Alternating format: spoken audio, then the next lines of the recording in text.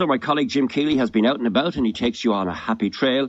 This and lots more to come on your morning mix. But first off, with the HSE confirming that nearly 2 in every 3 girls is now getting the HPV vaccine, we're joined live on air by the head of the National Immunisation Programme, Dr. Brenda Corcoran. Good morning to you, Dr. Brenda. Good morning, Alan.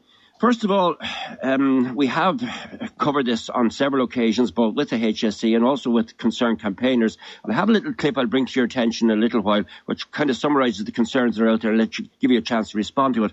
But first of all, what is the HPV vaccine and why is it so important? Well, HPV is a virus that causes cervical cancer. And in Ireland, every year, 90 women die, 300 women get a diagnosis of invasive cervical cancer, and 6,500 women get a diagnosis of a pre-cancer that needs to have treatment, and that's diagnosed on a smear. And that may lead to infertility problems or long-lasting problems. The vaccine that we are offering protects against 7 out of 10 cervical cancers. So that's really good news in that it prevents that terrible, terrible diagnosis. The aim is to support parents to make an informed decision. How are you going to do that? We've done a huge amount of work since I last spoke to you. And what we've done in the first instance is talk to parents, ask them what their concerns are, how they would like them addressed, what kind of information they're looking for. And we've developed a huge amount of additional information, both on social media, in terms of videos, in terms of short leaflets. It really improved our website, which is the only website that's accredited by the World Health Organization. We've also talked to our colleagues, health professionals, GPs, pharmacists, all health professionals, asking them to help us to, when they talk to parents, to give the messages that the vaccine is safe and effective.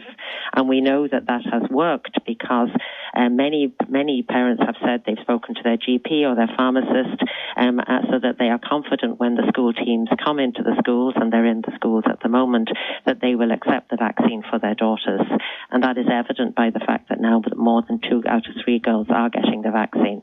Not as good as we had, but going in the right direction. Right, and we'll get on to the reason why it may not be as good as you had. But first of all, boys, there has been a discussion that it would now be rolled out for boys as well. What's the situation there? Is it likely to be rolled out for boys? And if so, why? And if not, why not? That's true. Boys also get HPV-related cancers, and our expert group here has recommended that the vaccine be given to boys, as happens in countries such as Australia or in the United States. That decision has gone to the Department of Health. They have asked HICWA to look at it in more detail in terms of a cost perspective, so we await their report. That should be released towards the end of this year. But in the meantime, the best protection we have is to get as many girls vaccinated to protect them from this disease. Can you tell me why, first of all, there's a couple of points before I move away from the boy situation. You say that boys are likely to get it. How do they get it? How does it manifest itself in a young man, a young boy? The vaccine, the HPV causes cervical cancer, but it also causes other types of cancer. It causes cancer of the other parts of the genital area, but it also causes head and neck cancers. The vaccine is licensed to protect against some of the other cancers, and the expectation is that the vaccine will protect against all head and neck and all HPV-related cancers, which both boys and girls get. Can you explain how head and neck cancers manifest themselves through this? Why does that happen? No, the HPV affects the tissues in the body, and nobody knows exactly how HPV causes particular cancers. But what they have found is that HPV is in these cancers. It's in So my colleague Jim Keeley has been out and about and he takes you on a happy trail. This and lots more to come on your morning mix. But first off, with the HSE confirming that nearly 2 in every 3 girls is now getting the HPV vaccine, we're joined live on air by the head of the National Immunisation Programme, Dr. Brenda Corcoran. Good morning to you, Dr. Brenda. Good morning, Alan. First of all, we have covered this on several occasions, both with the HSE and also with concerned campaigners. I have a little clip I'll bring to your attention in a little while, which kind of summarises the concerns that are out there. I'll give you a chance to respond to it. But first of all, what is the HPV vaccine and why is it so important? Well, HPV is a virus that causes cervical cancer. And in Ireland, every year, 90 women die, 300 women get a diagnosis of invasive cervical cancer, and 6,500 women get a diagnosis of a pre-cancer that needs to have treatment, and that's diagnosed on a smear. And that may lead to infertility problems or long-lasting problems. The vaccine that we are offering protects against 7 out of 10 cervical cancers. So that's really good news in that it prevents that terrible, terrible diagnosis. The aim is to support parents to make an informed decision. How are you going to do that? We've done a huge amount of work since I last spoke to you. And what we've done in the first instance is talk to parents, ask them what their concerns are, how they would like them addressed, what kind of information they're looking for. And we've developed a huge amount of additional information, both on social media, in terms of videos, in terms of short leaflets. It really improved our website, which is the only website that's accredited by the World Health Organization. We've also talked to our colleagues, health professionals, GPs, pharmacists, all health professionals, asking them to help us to, when they talk to parents, to give the messages that the vaccine is safe and effective. And we know that that has worked because many parents have said they've spoken to their GP or their pharmacist so that they are confident when the school teams come into the schools, and they're in the schools at the moment, that they will accept the vaccine for their daughters. And that is evident by the fact that now more than 2 out of 3 girls are getting the vaccine.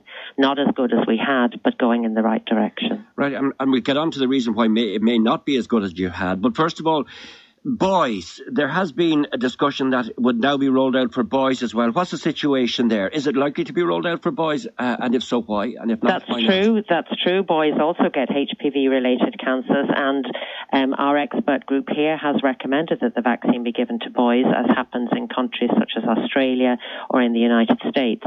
That decision has gone to the Department of Health. They have asked HICWA to look at it in more detail in terms of a cost perspective. So we await their report. That should be released towards the end of this year. But in the meantime, the best protection we have is to get as many girls vaccinated to protect them from this disease. Can you tell me why, first of all, there's a couple of points before I move away from the boy situation. You say that boys are likely to get it. How do they get it? How does it manifest itself in a young man, a young boy? The vaccine, the HPV causes cervical cancer, but it also causes other types of cancer. It causes cancer of the other parts of the genital area, but it also causes head and neck cancers. The vaccine is licensed to protect against some of the other cancers, and the expectation is that the vaccine will protect against all head and neck and all HPV-related cancers, which both boys and girls get. Can you explain how head and neck cancers manifest themselves through this? Why does that happen? No, the HPV affects the tissues in the body, and nobody knows exactly how HPV causes particular cancers, but what they have found is that HPV is in these cancers. It's in 100% of cervical cancers. It's in about 70% of head and neck cancers, about 90% of some other cancers. So HPV, almost all people at some stage will come into contact with HPV. It's spread by sexual contact, and we know that HPV causes these cancers. So if you stop people from getting the HPV infection by vaccinating, you will stop the cause of these cancers. There's a catch-up program. What is this? We know that some girls missed out on the HPV vaccine last year because their parents were hesitant because they were unsure as to whether to get the vaccine for their daughters. So any girl who is still in school can come forward to get the vaccine at any stage. We are now in the schools at the moment, and we know that, as mentioned, 2 out of 3 girls have already had the vaccine in first year. And also, since we had we launched our campaign now more recently, particularly with a young girl, Laura Brennan, who you may have seen. Laura came forward. Unfortunately, Laura has incurable cervical cancer. She's just 25 years of age, and her story seems to have really touched many, many parents. Because could you share some of that story with us, Dr. Barbara? Sorry for cutting across you there, but it was my next question to put to you to tell us Laura's story. Can you share some of her story with us, please? Laura is 25. She has incurable cervical cancer. It was diagnosed about a year ago. She originally had passed blood, unusual blood, passed it, and she started passing blood. She went to her doctor. She was tested. She was found to have cervical cancer, and she had treatment. And she felt that the treatment was working very well and that the treatment was going to help to cure her cancer. Unfortunately, that's not the case. The cancer has come back, and she is now having what's known as palliative chemotherapy, which means that her cancer is not curable, but they are trying to allay the symptoms that she has to help prolong her life, but it will not mean that the cancer can be cured. She has come forward. Yes. She was too old for the vaccine. Her cancer would have been prevented by the vaccine, and she was too old. And she heard much of the media coverage of the fact that parents were concerned about the safety and effectiveness of the vaccine. And she has come forward to help us to spread the message that this vaccine is the best protection for young girls. And she has been incredibly effective at doing so. She was on the Late Late Show quite recently, and shortly after that appearance, many parents have phoned our office and the immunisation offices across the country to say they've changed their minds, or girls who are 16 and older who want to get the vaccine can do so themselves, and girls of 16 and older are also contacting our office. Right. There are a number of concerns, and if people want to air their views, and there's some comments coming in, our text line is 087 3737 956. We're talking to Dr. Brenda Corcoran, head of the HSE National Immunisation Office when it comes to the HPV vaccination. Rather than go through a series of questions, what I've done, just to let you have a listen, is to an interview I recorded a couple of weeks ago with a representative of Regret. This is reactions and effects of Gardasil resulting in extreme trauma. One of their spokespeople is Anna Cannon. Now, this is just a little short summary of the concerns they have. I'll let you have a wee listen to it, Dr. Brenda, and then if you would, I'd love you to respond to it. So just have a wee listen to this, please. This is not a one side against the other. The problem with 400 Irish girls affected by this vaccine is not going away. We have girls now in the group that are in life-threatening situations. We have one girl who has suffered pancreatitis 40 times. Following the first shot of the vaccine, within 18 days, she had an onset of acute pancreatitis. So she spends more than 400 days in hospital at this stage. And the resolution for her, as it looks, one of possible some resolution is a pancreatic transplant, which comes with major risks. So these are extremely serious cases. In relation to what Valerie said to me yesterday was she wasn't calling for a blanket ban on the HPV vaccine, but she was calling for some form of leafleting information being put with the vaccine. Is that a similar call that you're making? Absolutely, and we've always had a very respectful approach to this. We've never asked for the vaccination programme to be withdrawn. We've always said that we wanted two things. One was that this large group of girls were independently investigated to see what happened to them following the HPV vaccination. And secondly, that the full risk information from the manufacturer, the PIL, is included in the school packs. And we feel they are very reasonable requests. And we also feel that because this is not being done, the Irish public are not really buying into the programme. So I think if there was a more respectful conversation in how this can be resolved for these Irish girls who suffer not with one symptom, but with cluster symptoms. I'm calling for the HSE to urgently include the patient information leaflet with the full risk information and all possible side effects in the HSE information packs that are given to parents via the schools. We're calling for an urgent independent investigation into what happened to hundreds of Irish teenage girls following the HPV vaccination. And I'm calling for the HSE to stop this very aggressive attack on parents where the girls are being labelled fake stories, parents are being told they are emotional terrorists, and there are sponsored ads appearing on our girls' timelines saying, don't believe these rumours. Right, that was Anna Callan from the group Regret. A lot in what you've just said there, but I thought it best just to replay some of that for you, Dr. Brenda, to give you a chance to respond to it. There's a lot of rationale in what they're saying in the sense that they want a balanced approach to this. What is your reaction to what we've just played there? I think the first thing to know is that in relation to HPV vaccine or any vaccine is that every vaccine that is developed has to go through extensive safety testing before it is even licensed. And vaccines take about 10 years to manufacture before they get to that process. So they are extremely well tested. And the HPV vaccine in particular is one of the most tested vaccines in the world. Once a vaccine has been licensed, it's continually monitored to identify any side effects caused by the vaccine. And if there are any side effects or any issues that develop after the vaccine, they are reported in the first instance to the Health Products Regulatory Authority, our own regulators, and they in turn then send their information to the European Medicines Agency, and they in turn send that information to the World Health Organization. So there's a global network of monitoring of information about any vaccine, and we're talking about HPV in particular. So the World Health Organization, through all the information that they have received, have examined all the safety data on HPV vaccine on a number of occasions, and they continue to do so. And they say, and all the international and national regulators and expert bodies say, that the HPV vaccine is safe and that there is no scientific link linking the vaccine to any long-term medical condition. So when you look at these long-term medical conditions, and they've looked at large numbers of different types of conditions or different symptoms, what they have found is that these symptoms and these conditions are seen in girls who've been vaccinated, but they are also seen in the same rate in girls who have not. So these conditions have occurred for many, many years before the vaccine was even identified. But there is no long-term medical condition seen in girls who have been given the vaccine. Right.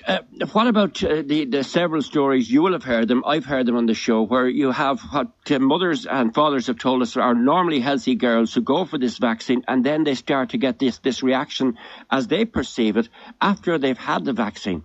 And I mean, you've heard the stories, I've heard the stories. The fact remains that there are 400 people caught up in this, 400 young girls and their families who do not accept what you've just said. And there seems to be a failure from the HSE's part to engage with them. Would you engage with them, or will you engage with them? Yes, we have met members of concerned parents groups on a number of occasions and continue to do so. But I think what we need to understand is that adolescence is a time of change. Young girls and young boys' bodies are changing. And there are some rare conditions that do happen more commonly in adolescence. Are they triggered by the HPV vaccine? No, they are not triggered by the HPV vaccine. If they're healthy, sorry for cutting across you, if they're healthy going in to have the vaccine, and all of a sudden after they've had the vaccine, and I have copies of tapes of interviews with parents and indeed young women themselves, where they've said, the parents in particular said that they were healthy going in for the vaccine. After the vaccine, they weren't healthy. I think what happens when a young person develops one of these very rare long-term conditions is that you are always looking to try to find a reason for that condition. If you take chronic fatigue syndrome, which has been known in the medical literature for over 200 years, it's 3 to 4 times more common in girls and in teenagers, and it's the commonest reason for prolonged school absence. That has been known for many, many years. So if you vaccinate a large number of young girls, you will see chronic fatigue syndrome in those girls. It doesn't mean that the chronic fatigue syndrome was caused by the vaccine. It means they were going to get chronic fatigue syndrome. They happen to have the vaccine around the same time, so parents sometimes think that the vaccine caused that condition. The science, if there was any possibility of there being any long-term condition caused by a vaccine, the vaccine will be withdrawn. There is no way that any health authority would stand over giving a vaccine that was going to cause a long-term condition. There is no evidence that this vaccine causes a long-term condition. What there is evidence is this vaccine works. If you look at Australia, where they have very high uptakes of the vaccine, 90% uptake, they have seen a 75% drop in pre-cancers. And they are now talking about getting rid of cervical cancer altogether. So we wouldn't have to hear the devastating Laura's story or any other young girls. And the other thing to mention is that some parents will say, well, why don't we just enhance the cervical screening program? The cervical screening program detects cancer when it has developed. And always prevention is better than cure. But the other point to mention is that cervical screening does not detect all cancers, particularly those aggressive cancers which affect young women. The vaccine protects against those, so the vaccine is the best protection. I have some questions from Morning Mix listeners. I'll just bring them to you, Dr. Brenda. As a matter of interest, would you be prepared to engage with people who have concerns? Because there are a lot of comments supportive of you, and there are a lot of comments who are very concerned about this and worried about this. Would you be prepared to engage with people who have a contrasting view? Absolutely. As I mentioned already, we have met on a number of occasions. We've met the parents' groups. The vaccination teams are in the schools at the moment and are happy to take any questions from parents. Also, their family doctor, their pharmacist, any trusted health professional will help to allay the fears. And would you be happy to discuss that on air with people who have concerns? We will talk to any group. We normally talk to them face-to-face because we feel that's the best way to do it. And we have met them on a number of occasions. Have you met regret? We have. Right. There's a text in to say that they recently had a conference and you were, I think you may have been invited and did not turn up. Is that true? It's not true to say I did not turn up. It's true to say the HSE did not attend. The reason the HSE did not attend, and we're invited to a number of conferences all over the country to talk about HPV, is that we talk with groups and we talk where there are experts talking who are regarded as peers and who are regarded as experts in their field. The speakers at that conference are not regarded by the overwhelming scientific body as having the normal opinions on HPV vaccine. We are looking at facts about the vaccine. Right. Just in relation to the point raised about the leaflet to go along with the vaccine, what's your answer to that? We do provide the patient information leaflet. It's a very comprehensive document, and it's provided. There's a link to that on our information leaflet, and it's readily available on our website. The patient information leaflet may change over time, so we provide the link to the leaflet on our website, the most up-to-date leaflet. There's some more stats that I have to bring to the attention of the listeners as well in the interest of balance. I tried to give a contrast of the views between those who are concerned and also people who are very supportive of it. Some stats. In Ireland, 300 women develop cervical cancer and 90 women die from it. Is that annually? That's right. Every year. Almost 2 every week. 2 women every week die, and almost 1 woman every day is diagnosed. That is a huge a blight, and many of those women are young women with young families, leaving their young children behind. It's a really devastating disease, and this vaccine, we know, protects against that. It doesn't protect against all cancers, so it's still important to get screening, but it protects against 7 out of 10, only when you have high uptakes. As I mentioned, Australia, but also our nearest neighbour, Scotland. They have a 90% uptake, and they have seen a 90% reduction in HPV infection. If you don't have the infection, you can't get the cancer. But you need to have the vaccine to get those benefits. What's in the vaccine, Dr. Brenda? The vaccine contains a small portion of the virus that causes the immune system to develop antibodies, so that in future, if you come in contact with the HPV virus, those antibodies will then defend your body from developing the cancers. Right, as I said, open discussion and debate, and it's more than welcome to be facilitated here in this programme with people with contrasting views. Like, I have a listener to say, I am still confused as to whether or not to allow my daughter to have this vaccine or not. That's one comment that has just come in. I think for that woman and for any other parent that's concerned, the best advice we can offer is talk to a trusted health professional. Talk to your GP, your pharmacist, talk to the vaccination teams, or go on to a reputable website. You can ask a question on our website, and we will come back to you within a day with that information. So there are lots and lots of ways to help you to help make up your mind, and more parents are choosing this vaccine for their daughters. I know that you've been watching this situation develop worldwide. There's a listener question asking, is it true that Denmark has had to set up a clinic for girls who believe that they've had repercussions from taking the HPV vaccine?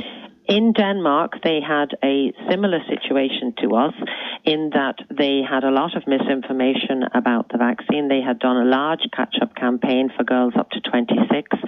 So a large number of girls alleged that they had an issue with the vaccine.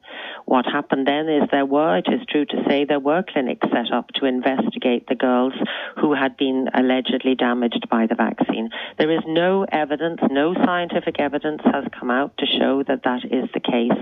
And Denmark has now introduced a better vaccine, a vaccine that now protects against 9 out of 10 cancers. And the numbers of girls that have been getting the vaccine has doubled in the last year. We have, in the last couple of weeks, then, we've given you the opportunity to air your views this morning. We've heard from Valerie Ask and Anna Cannon from Regret a few short weeks ago. I think what people are asking this morning is that we have some form of a debate, which we'll put to you by way of email to see if you can come back and do that for us. Yeah, I think, Alan, it is important to say that we are talking about women's lives here. Yeah. And on both sides, though, aren't we? Absolutely. Yeah, on both sides. And we have complete sympathy for any parent who has a young teenager who has a debilitating illness, and those girls need to get help. But what we're trying to do is to save women's lives, and the overwhelming scientific evidence from all the reputable bodies, as I've mentioned already, all over the world. We're not talking about just Ireland. We're not talking about just Europe. We're talking about all over the world. The overwhelming scientific evidence is that this vaccine is safe and this vaccine is effective. So unfortunately, there is no debate. The science, the facts speak for themselves. We have to leave it for the moment. Just to conclude, the World Health Organization have declared it safe, but again, I have to raise the issue that there are groups like Regret, and I just mentioned them in particular because they've been in constant contact with us, who have serious doubts. And this debate is likely to go on, and I'd like to thank you for taking our call this morning. Yes, but I would also like to say that parents now are coming forward. We have as well, through our colleagues in the Irish Cancer Society, the HPV Vaccination Alliance, an umbrella body of over 35 different organisations, women's rights organisations, children's rights organisations, cancer charities, parents, students, all of whom are supporting this vaccine. So the overwhelming civil society knows that this vaccine is the right thing to do for young women.